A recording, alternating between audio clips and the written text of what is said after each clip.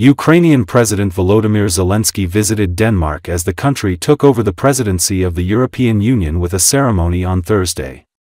According to Associated Press at a news conference, Zelenskyy said Ukraine has already done everything required to start accession talks for the country to join the EU. Denmark launched its presidency of the European Union with a ceremony in the western city of Aarhus.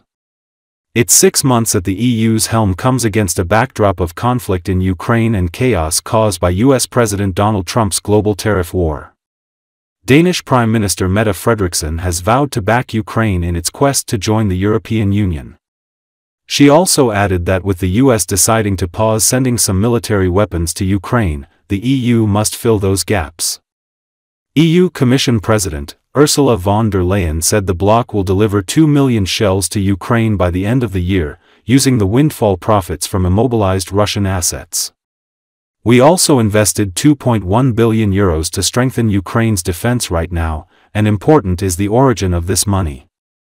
We're doing this by using the windfall profits from immobilized Russian assets, von der Leyen said. So, in practice, Russia is paying for the weapons Ukraine is using.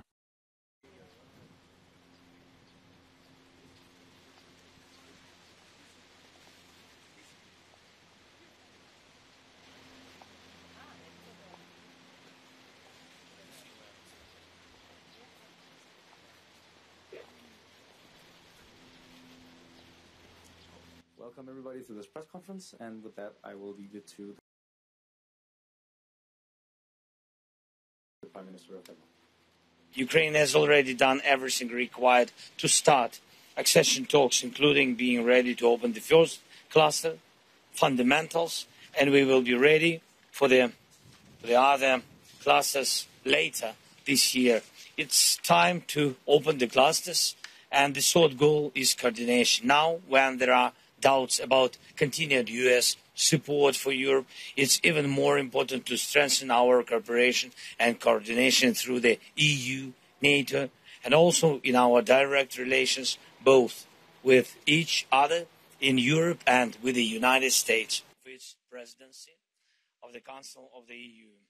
We are living in uncertain times. Of course, we count on continuation of American support, but there are some items which Europe, it's a pity, but which Europe doesn't have for today, especially when we speak about PAC-3. I mean that missiles for Patriot systems. This is crucial, yes, and also when we speak about systems. But we count also on our Ukrainian production. We need more financing, more funds for this. We spoke about it today also, and we have God bless, we have really good relations, and we count on EU, on Denmark, and on our relationships. And we have really some very important programs, which mentioned Madam President already, and I think it were very helpful. What about our bilateral relation with the United States and this support? So I hope that maybe tomorrow or in close days, these days, I will speak about it with the President Trump. In fact, no one is sacrificing more for Europe. We supported from the very beginning the idea of President Trump, unconditional ceasefire. I said it not once that we are ready for any kind of format of meeting. And I think that in Russia only Putin real decision makers. That's why we need meeting on the level of leaders if we really want peace. That dialogue between phone call between Trump and Putin. We will deliver 2 million shells to Ukraine by the end of the year. We also invested 2.1 billion euros to strengthen Ukraine's defense right now. And important is the origin of this money. We are doing this by using the windfall profits from immobilized Russian assets. So in practice, Russia is paying for the weapons Ukraine is using. Everybody, that will conclude the press conference. Thank you. Can I ask you one question? Everybody wants...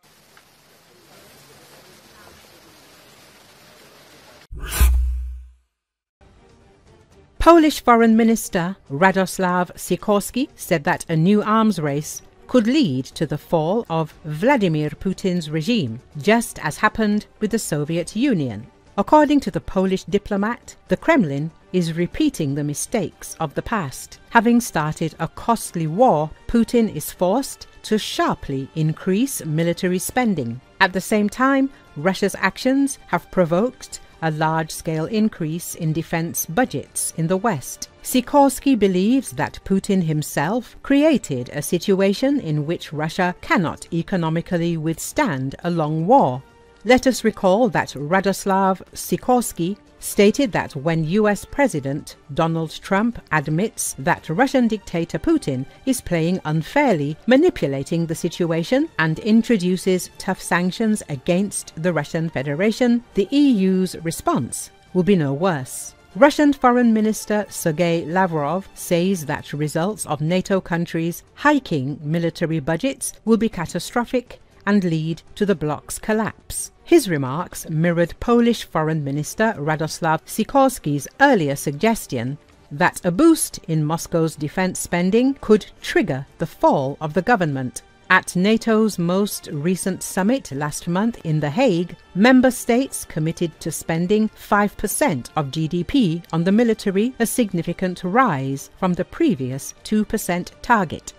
Poland backed the hike, arguing that failing to achieve the new benchmark as soon as possible would pose a threat to the bloc, considering the ongoing Ukraine conflict. Meanwhile, speaking to the press at the Collective Security Treaty Organization Foreign Ministers' Council in Kyrgyzstan, Sergei Lavrov took issue with Sikorski's characterization, countering, "Perhaps he foresees being such a prophet that this catastrophic, in my view, increase in NATO's countries' budgets will also lead to the organization's collapse." Lavrov also said that Russia plans to reduce its military spending, which now accounts for 6.3% of GDP, and be guided by common sense, but not made-up threats like NATO member states, including Sikorski.